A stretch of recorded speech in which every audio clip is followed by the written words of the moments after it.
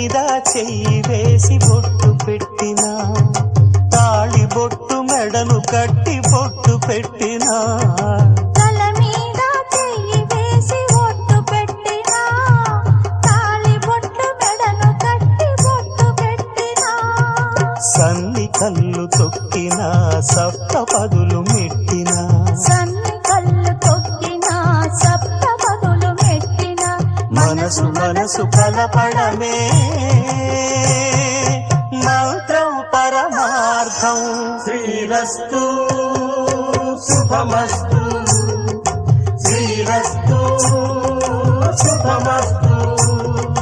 శ్రీకారం చుట్టుకుంది పెళ్లి పుస్తకం, ఇక ఆకారం దాచుతుంది కొత్త